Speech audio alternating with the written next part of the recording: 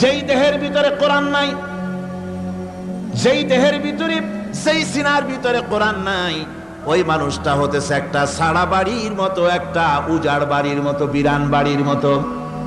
বিরান বাড়িতে কি থাকে? সাড়া বাড়িতে কি থাকে? কি কয়? না না, ভূত কিসের? খামোখাই ভয় পান আপনারা। ভূত বলে কিছু নাই। হ্যাঁ, শয়তান থাকে, জিন থাকে। তারপরে ওর মধ্যে আর কি থাকে? উতুম পেঁচা থাকে, ইঁদুর থাকে, তেলাপোকা থাকে, উই পোকা থাকে, বাঁদর থাকে, উল্লুক থাকে, সাপ থাকে। রাসূলুল্লাহর কথা দেখেন, কি সুন্দর কথা। সুবহানাল্লাহ, সুবহানাল্লাহ। যে দেহের ভিতরে কোরআন নাই, সারা বাড়িতে যা থাকে, পুরো বাড়িতে যা থাকে, বিরাট বাড়িতে যা থাকে, যে দেহে কোরআন নাই সেই দেহের মধ্যে তাই থাকে।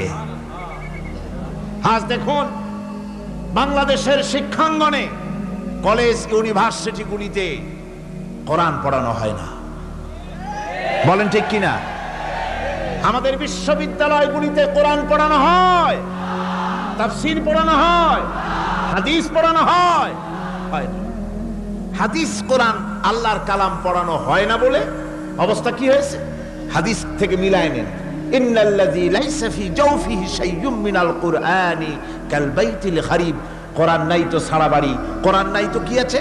যে ঘরের মধ্যে মানুষ নাই, উল্লুক থাকে, ভাল্লুক থাকে, শয়তান থাকে, তেলাপোকা থাকে, সারপোকা থাকে, হিংস্র প্রাণী ভরপুর থাকে। যে শিক্ষা প্রতিষ্ঠানে কোরআন পড়ানো হয় না, সেখানেও সন্ত্রাসীরা বাস করতে পারে, ভালো মানুষ টিকতে পারে না।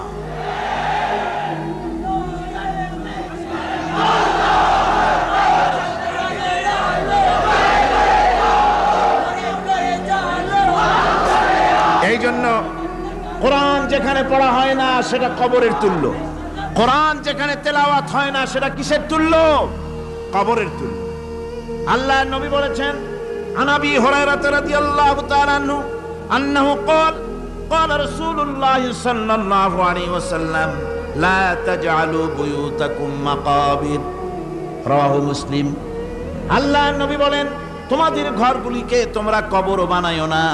অর্থাৎ যে ঘরের মধ্যে কোরআনে কারীম তেলাওয়াত হয় না সেটা কবরের সমতুল্য। কবরের সমতুল্য। আগে আমাদের ঘর সমূহে যখন ছোট ছিলাম তখন দেখতাম ঘরে ঘরে কোরআন তেলাওয়াত হতো, ঠিক না? প্রত্যেকটা ঘরের জানালা দিয়া সকালবেলায় আওয়াজ আসতো, আউযু বিল্লাহি মিনাশ শাইতানির রাজীম, বিসমিল্লাহির রাহমানির রহিম। তেলাওয়াতের আওয়াজ ভেসে আসতো। আজ আর এই অবস্থা নাই।